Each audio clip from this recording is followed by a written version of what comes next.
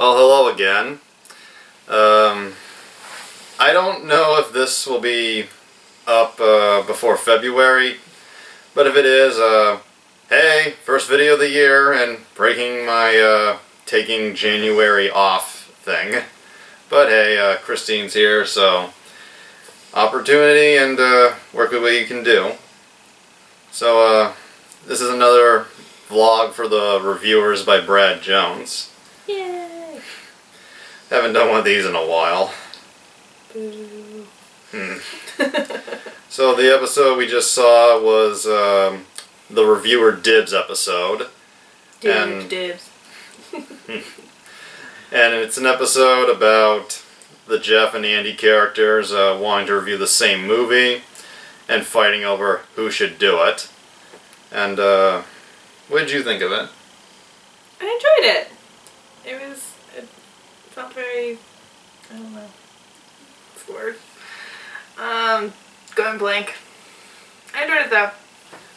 I think this episode had some very good development as far as the characters are concerned. It felt very relatable. That's what I'm looking for. Yeah. And the scene at the end with Michelle and Andy, I thought showed a bit of a growth in their relationship. Yeah. You know, like Michelle stood up for him. Mm-hmm. Maybe it's just because she's his boss, but she stood up for him because Jeff, he brought in his would-be agent, Caroline, played by Jillian Zawoski, and I wouldn't know if Caroline did a good job as the agent, but she definitely Terrible agent. She went back and it comes off like this character went back and watched every lawyer courtroom movie and did an impression of every sleazy female lawyer ever. Did she have the glasses on? Yeah, she did. Yep. And couldn't even remember. hair tied back except for a few loose strands. Gotta have loose strands. Yep. Sorry. Remember when I said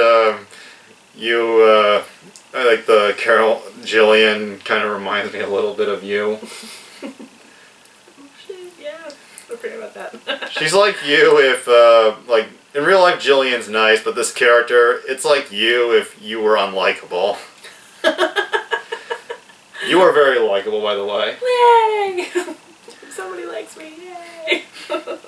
But yeah, the episode has Jeff and Andy just at each other's throats, and their woman just trying to sort this out and coming to their defense when possible. And at the end, they review the same movie, and what happens? They both review it. And we don't know what happens besides the fact that people are just like, who did this first? This is what this person did. Didn't this already happen? On both sides, but I'm curious to see if, like, who gets the most hits. And that's the thing that this episode tackles, reviewer Dibs. It's not a real thing that happens between internet reviewers. Mm-hmm. It's more something that happens amongst the fan bases. Yeah. Like, if one reviewer reviews something and then another reviews the same movie, the fans from that other person's show, or fans of the reviewer themselves will come in saying, didn't Doug do this? Yeah. Didn't Lindsay? And Brad reviewed a movie last year called A Talking Cat. It's a family movie about a talking animal. And the first thing Brad did in that Cinema Snob review was go, oh, let me guess, you're going to say, Doug and Allison did it, JonTron did it, which they all did. Yeah. And also, last year, there's this guy called the Some Jerk with a Camera. That's his real name, Some Jerk with a Camera. He reviews theme park rides, but he also reviews movies based on theme park rides, or theme parks in general. Last year, he did a review for The Haunted Mansion with Eddie Murphy. Yeah. And a year before he did his review, Doug reviewed it for the Nostalgia Critic. And Doug Walker, by the way, for those who don't know. And that episode opens with Doug's introduction to his own review. Then all of a sudden, a minute in, he's like, haven't I already done this? And then we see the jerk with a camera filming him, saying, yeah, but you got reviewer dibs. You did it first, so anyone else who wants to review it has to somehow have you involved. Mm-hmm. And Doug just glares at him saying, reviewer dibs are not a thing. Do your own fucking review. So yeah, this whole reviewers dibs shit is mainly just something amongst the fans who leave comments on the video. Oh, interesting. So is it kind of like plagiarism, but not like have your own creativity? No. It's just people, like, each reviewer gives their own take on it. Yeah, and it's probably completely done differently. And yeah, like, some people feel like because one reviewed the movie, their opinion is, like, higher than all the others. Yeah. Like, and there's this one reviewer, Dena, Natali, who her YouTube channel is called Cybercat. Mm-hmm. She did a review of Labyrinth last year, shortly after David Bowie died. Yeah. And she talked about how she had wanted to do this review for many years, and she didn't do it because so many other reviewers kept reviewing it. And it was not about dibs, it was about doing hers too soon, right after they did. Yeah. And then she had in text at the bottom of the screen for her video. And what would you know? The Nostalgia Critic reviewed this movie right before she released her video. Aww. But hey, you live in different states and you don't communicate. It happens. Oh god, I can imagine all the time. And like I say, reviewer dibs is a load of crap, but it does feel slightly, I may be going off topic, but it does feel slightly gratifying when you know you tackled a movie before someone else. Oh, I can imagine. Like, Brad did a review of a movie called Windows in 2015. It's like a movie about a woman played by Talia Shire, Adrian from Rocky, being stalked by a crazy lesbian. And I actually reviewed that several months before Brad did his review. And I wasn't the first to review it, but I left in the comments, I want it to be known, this review is good, but I got to it before the cinema snob. Nice. But yeah, and this episode has a lot of very funny moments. Like, you want to know what kind of manager Michelle would be like. Yeah. Would you like to describe what she did?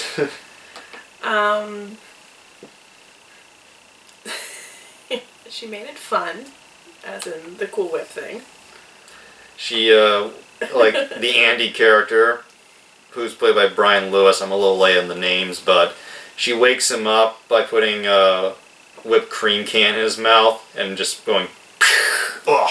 But then kind of encouraging him to participate and do his work and stuff like that, but then also building him up, and I think she'd be a great manager. Yeah, like she doesn't fuck around and she tells them what needs to be heard, not what they want to hear. Yep.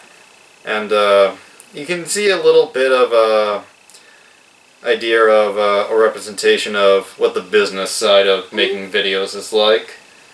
I still don't monetize my videos because I'm still pretty small, but I understand that part, and they talk about doing stuff to intentionally like set people off, like the character who has appeared in every episode, the Rickhead. The Rickhead, who is meant to be the representation of the worst type of internet trolls. And a running theme is that most of their views come from people who watch the Rickhead and telling his audience that he thinks the Jeff and Andy characters, their shows are shit, and that they should be like spammed with hate comments. And once again, Dave Gobble, he's great as the Rickhead. He does a good job being angry. Like, Dave, he excels at being pissed off. And the video, asshole face. Yeah. And the video that he critiques of Andy's is this video he did called The Top 10 Things You Never Knew About the Prince of Tides, which is a play on these series of videos that Doug does called top 11 things you never noticed about a certain movie. Mm-hmm. And he goes, here are the top things you never noticed about Count Thomas Howell, the Prince of Fags. Just so liberal with the homophobia. Yep. And I don't know if this is the same case today, but I think there was a time where it was more... I could be wrong, but I think there was a time where it was more acceptable to be openly homophobic or just drop gay slurs on YouTube with review videos. I can imagine that. Yeah, all fags and no niggers. And at one point, like, while the two of them are bitching about, I Want Asylum of Satan, the name of the movie they want to review, we cut to the Rickhead, who's, in an almost snobby way, reading a book called A World of Fire, and it has like a Confederate flag on it. And the way it's presented, you get the feeling he's revving himself up to lay a lot of shit at them. Getting some background and motivation. And remember what I said, I noticed, he's wearing a t-shirt. Mm-hmm. Remember what I said I noticed is on it? 50,000 dead women or something like that? I can't remember. Sorry. It's not, there's no image, it's just words that say 50,000 battered women. Battered women, sorry. Hey, he's supposed to be an asshole, so they're getting that done. Yep. And I wonder if they made the shirt. Or if that shirt does actually exist. I don't know. I'm wearing, as you can see, my my Lloyd approved shirt. Mm-hmm. The logo for Stone Gremlin Productions, and I've worn this shirt a lot in my past few videos, so I doubt I'll get any crap for it. Yeah. But He does wash his clothes. I wear it when it's appropriate, and this seems like appropriate with the reviewers. But yeah, everybody here I think did a good job. Had some great character moments with everybody. The Jeff character was pretty funny in this episode. Jake's character. Yeah. And if Brad ever sees this, I'm sorry for bringing up something that could be a little hard to hear people talk about, but you've been in the past few vlogs you've asked curiously if that woman who cheated on Brad with Jake ever appeared. Mm-hmm. She was that woman at the beginning of the video. In the park? Yeah. The episode opens with Jeff and Andy shooting in a park, and some parents noticing them filming their shows, and we see this dad and mom, and the dad is Brad Jones, once again playing a completely different character than he was last time, and the mom is his ex, Rainbow Steel Adleg. And this is the only video on Brad's website that she is still in. Oh wow! She did two Brad tries, but they were deleted almost right away. Wow. And brings watching, like, everything with Jake is a little different to watch now. Mm-hmm. But that opening scene gives a whole different amount of feelings to it. Mm-hmm. But it's there, and the scene works, I think. And the opening scene where they're filming their shows, they're filming them with a high 8 mini videotape camera, which I thought was interesting because that was actually the first type of camera I ever had. And I actually still have it. It's in my closet somewhere. And believe it or not, it still works. I don't think I'll make anything with it, but it still works. Yeah. So overall, good episode. I enjoyed it. I'm excited for the next one. Yeah. You will like what comes next. And before we get into the next episode, I thought this would be a nice extra treat. Like, it's the middle of January when we're filming this, but Aww. I got you a little Christmas gift. Thank you. Yeah, and every gift I give someone, I write a little hint on it. So I have come here to chew bubblegum and kick ass. And I'm all out of bubblegum. Kicking ass. Mm-hmm. He didn't say that.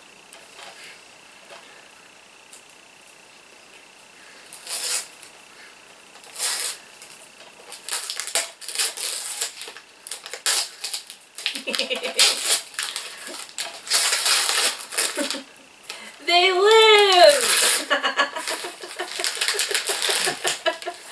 Aww. Thanks. I forgot that quote. I remember how You think that people just like you, but you're wrong. Dead wrong. remember how enthusiastic you were about the movie when we reviewed the trailer, and I thought that was something you might like. I'm excited to watch it. And given the state of politics these days, I think it will have a lot more meaning when you see it. Yes.